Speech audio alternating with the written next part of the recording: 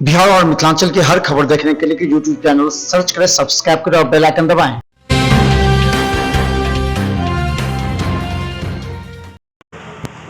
जदयू की नीतीश सरकार में जहां महिलाओं को लेकर के कई योजनाएं बनाई जाती हैं, महिलाओं को लेकर के ये कहा जाता है कि उन्हें 50% आरक्षण नीतीश कुमार सरकार में मिला है, लेकिन कैमूर के ही एक महिला शिक्षक ने नीतीश सरकार और ख़ासकर जदयू के जो उप मुख्यमंत्री हैं उन पर आरोप लगाया है कि उनके यहाँ वो जब अब फरियाद लगाने के लिए गए तो उनके ही एक कर्मी के द्वारा उन्हें हवस का शिकार बनाए जाने का दबाव डाला गया, उनके साथ छेड़खानी की गई।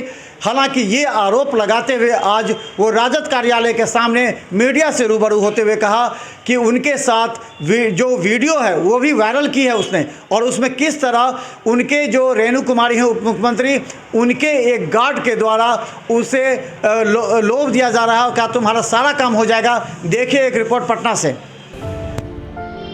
बिहार में 15 सालों से लगातार मुख्यमंत्री नीतीश कुमार सत्ता में हैं और हर चुनाव में नीतीश कुमार को महिलाओं ने बढ़ चढ़कर वोट दिया है। यहां तक कि महिला वोटर नीतीश कुमार के लिए साइलेंट वोटर के रूप में भी जानी जाती है।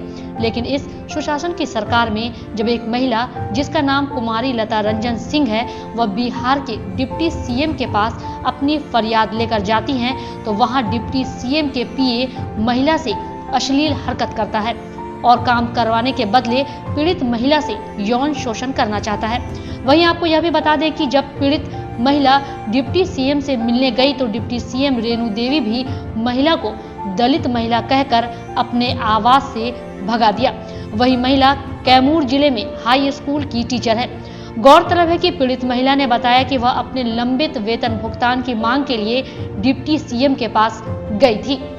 मैं उत्क्रमित उच्च विद्यालय कटरा कला प्रखंड मोहनिया जिला कैमूर में विज्ञान शिक्षिका के पद पर कार्यरत हूँ। और मेरे साथ घटना ये हुआ था सर कि वहाँ का हेडमास्टर मेरे साथ मारपीट करके अश्लील हरकत मेरे साथ कई बार किया, इसका विरोध की तो वो मेरा नवंबर 17 से लेकर अभी तक मेरा वेतन बंद किया है सर। उसके अलावा 2012 से 28,000 से एरियर मेरा भुगतान नहीं हुआ सर। विभाग हमको बिल्कुल परेशान करके रख दिया है सर। मुझे चैन से नौकरी भी नहीं करने दिया जा रहा है और 4 बार मेरा डिसमिस लेटर तक निकाला जा चुका है सर। और डिप्टी सीएम का घटना ये है सर कि मैं उस दिन जब शिक्षा मंत्री, प्रधान सचिव, सेकेंडरी एजुकेशन डायरेक्टर से लेकर महिला आयोग, एससी आयोग, मानवाधिकार, मैं दिल्ली तक सर सब जगह से थक गई।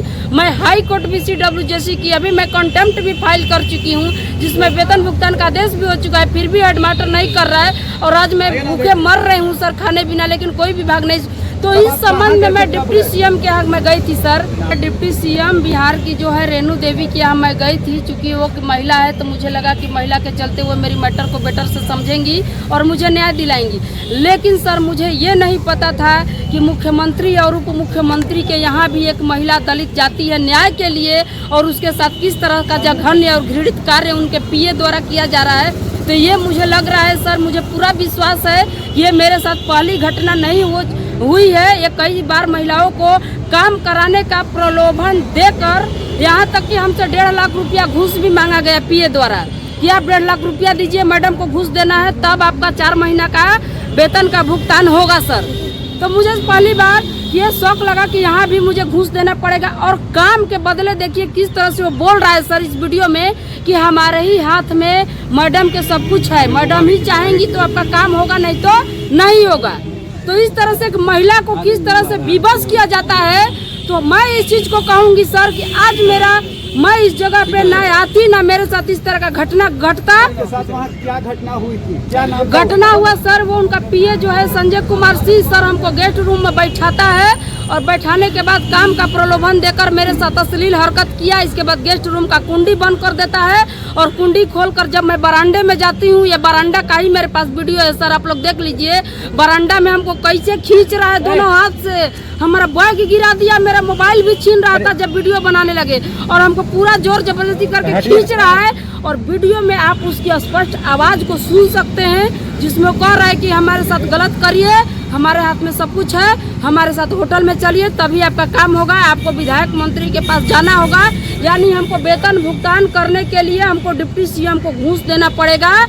और उनके विधायक मंत्री के पास हमको होटल में रात बिताना पड़ेगा। ये हमारा बिहार सरकार है। तो मुझे कहते हुए जरा सा, और इतना होने के बावजूद सर, मैं जब डिप्टी सीएम से जाकर मैं अंदर मिली, पोर्टिको के अंदर रूम था, उसमें वो बैठी हुई थी, मुझे बुलाया गया मिलने के लिए। और सर मुझे कहते हुए इतना दुख हो रहा है कि वो इतनी झूठी महिला है सर। मिलने के बाद कह रही है, जब सारा वीडियो दिखाया है उनको कि मैडम जी देखिए मेरे साथ क्या ये घटना हो रहा है, तब तो मेरे साथ बलात्कार भी ये लोग कर सकता था अकेले समझ के। और न तो ये कह रहा है कि कैसे राजवल्लभ को गायब कर दिए बलात्कार के, आपको गलत। चूंकि सर मैं एक अकेले महिला थी, मेरे साथ कोई नहीं था, तो चूंकि मैं भी बहुत डर गई थी सर, क्योंकि मैं अकेले थी और सारा जेंट्स लोग भरा हुआ था उनके आवास पर। और ये कह रही है कि तुम्हारे जैसे दलित महिला जो है झूठा आरोप लगाती है, ना मेरा पर्सनल गार्ड है, मेरे आवास का कोई घटना ही नहीं है। कितनी वो झूठ बोल रही है सर, जबकि मेरे पास वीडियो में साफ दिख रहा है सर कि चिल्ड्रन पार्क के सामने जो है उनका ये आवास है, वहाँ का बरामदा है, वहाँ उनका ऑफिस है। और ये किस तरह से झूठ बोल रही है।